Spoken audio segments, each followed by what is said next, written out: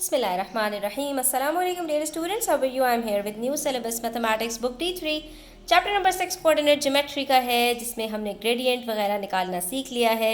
Exercise 6C है, आज उसका क्वेश्चन नंबर 4 के हम सारे पार्ट्स करेंगे। तो वीडियो एंड तक जरूर देखिएगा, अच्छी लगे तो लाइक कमेंट शेयर कीजिएगा। चैनल सब्सक्राइब नहीं किया तो प्लीज सब्सक्राइब कर लीजिए। यहाँ पर हमसे कह रहे हैं find the equation of each of the straight lines. Line की इक्वेशन मालूम करनी है बच्चों, और हम पहले ही से जहन में ताने बाने बुनना शुरू कर देते हैं कि इक्वेशन निकालनी है तो हमें ग्रेडियंट चाहिए होगा या वाई इंटरसेप्ट चाहिए होगा या दो कोऑर्डिनेट्स मिल जाएं या ग्रेडियंट के साथ कोई एक पॉइंट का कोऑर्डिनेट मिल जाए, तो कुछ हमें चीज़ें चाहिए होती हैं इसके साथ। देखते हैं कि हमें इन्होंने क्या क्या चीज़ें इसमें दी हुई हैं। गिवन द ग्रेडियंट, चलो भाई एक चीज तो मिल गई कि ग्रेडियंट मौजूद है, ग्रेडियंट के लिए कोई मेहनत पापड़ नहीं बेल लें।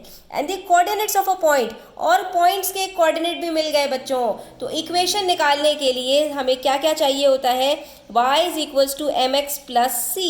सिर्फ c निकालेंगे और इक्वेशन निकल आएगी। तो भाई इसके अंदर हमने y और x की जगह पर जो कोऑर्डिनेट्स दिए हुए हैं वो लिख देने हैं, m की जगह पर ग्रेडियंट लिख देंगे तो c की वैल्यू निकल आएगी। जैसे ही c की वैल्यू निकल आएगी इस इक्वेशन के अंदर पुट करेंगे और हमारा काम खत्म। ठीक है, तो चलो स्टार्ट करते हैं पार्ट ए से, जिसमें कोऑर्डिनेट दिया हुआ है 1/3 और हमारे पास जो लाइन है वो ओरिजिन से गुजर रही है, जब भी हमारे पास उसके कोऑर्डिनेट्स 0 0 हैं।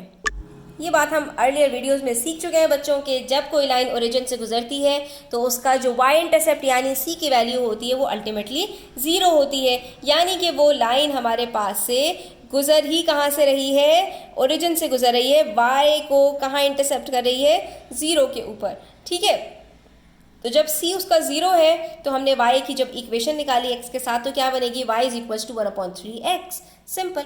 ठीक है, कितनी आसानी के साथ हमने ये इक्वेशन कैलकुलेट कर ली। अब बढ़ते हैं पार्ट बी की तरफ। पार्ट बी में हमारे पास ग्रेडियंट 3 है और कोऑर्डिनेट्स 1 और 1 है। हमने वैल्यूज़ को जब पुट किया तो c हमारे पास -2 निकल आया। इक्वेशन के अंदर जब वैल्यूज़ को पुट किया तो y is equals to 3x - 2 calculate कर लिया। ठीक है, पार्ट सी के अंदर हमारे पास ग्रेडियंट नेगेटिव है -3 और कोऑर्डिनेट्स 2 और -5 दिए हुए हैं। जब हमने इन वैल्यूज़ को पुट किया तो हमारे पास जो y इंटरसेप्ट निकला है दैट इज़ 1। तो इक्वेशन हमारे पास आ रही है y is equals to -3x plus 1। Simple. ठीक है, ग्रेडियंट मौजूद है तो वो x के साथ ग्रेडियंट एज इट इज़ आ जाएगा, और जो हमने y इंटरसेप्ट c की वैल्यू निकाली है बस वो हमें इक्वेशन के अंदर पुट कर देनी होगी। इसी तरह से हमारे पास पार्ट डी है। पार्ट डी के अंदर हमारे पास फ्रैक्शन में है ग्रेडियंट, तो हमने फ्रैक्शन में पुट किया। जब इसको सॉल्व किया तो ये आया -5/2, उधर ले जाके सब्ट्रैक्ट किया तो 7 ये माइनस में है, उधर जाके ऐड हो जाएगा 7 + 5/2। एलसीएम लिया तो 14 + 5/2 19/2 हमारे पास ये y इंटरसेप्ट आया। और इसको जब हमने वैल्यूज़ को पुट किया तो हमारे पास ग्रेडियंट -1/2 था, तो y is equals to -1/2x plus 19/2 हमारे पास y इंटरसेप्ट इक्वेशन के साथ आ गया। इसी तरह बच्चों पार्ट ई के अंदर देखो ग्रेडियंट हमारे पास 0 है, इसका मतलब है या तो ये हमारे पास हॉरिजॉन्टल लाइन होगी या वर्टिकल लाइन होगी जिसका ग्रेडियंट हमारे पास 0 आ रहा है। ठीक है, कोऑर्डिनेट्स हमें 5 और 4 दिए हुए हैं, तो हमने जब c की वैल्यू कैलकुलेट की तो वो हमारे पास क्या आ गई, 4 आ गई। इसका मतलब ये हुआ बच्चों कि ये हमारे पास एक हॉरिजॉन्टल लाइन है, जो हमारे पास इक्वेशन बनेगी वो भी क्या बनेगी, y इज इक्वल्स टू 4 बनेगी। क्यों? क्योंकि जब हमारे पास एक हॉरिजॉन्टल लाइन होती है उसके अंदर हमारे पास ग्रेडियंट जो होता है वो 0 होता है, और जो y की वैल्यू होती है वही y इंटरसेप्ट की वैल्यू होती है। तो इक्वेशन हमारे पास क्या बनती है, y is equals to y intercept. तो हमने यहाँ पर जब वैल्यूज़ को पुट किया तो ये देखा कि हमारे पास y इज इक्वल्स टू 4 ही आ रहा है। ठीक है, इसी तरह से पार्ट एफ के अंदर हमारे पास है, अब वेरिएबल्स इन्होंने हमें दे दिए तो हम अपनी चीज़ें वेरिएबल्स के अंदर रख लेंगे, कोई मसला नहीं है। ठीक है, यहाँ पर हमारे पास ग्रेडियंट a है और जो हमारे पास कोऑर्डिनेट्स हैं वो 0 और a हैं। ये o और a नहीं है बच्चों, ये 0 और a है।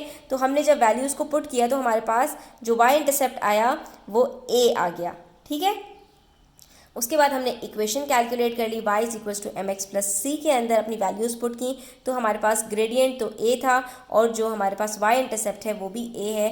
तो हमारी इक्वेशन कैलकुलेट होगी y is equals to A X plus A. यहाँ पर हमारा question number 4 with all parts complete हो जाता है। Thanks for watching the video till the end. I hope कि आपको क्लियर हो गया होगा। स्टिल कोई भी क्वेश्चंस हो, क्वेरीज हो, कमेंट सेक्शन में पूछ सकते हैं। वीडियो को रिवाइंड करके भी आप देख सकते हैं। कोई इंपॉर्टेंट चीज़ हो तो स्क्रीनशॉट्स ले लिया करें। अपना बहुत ख्याल रखिएगा। अल्लाह हाफिज़।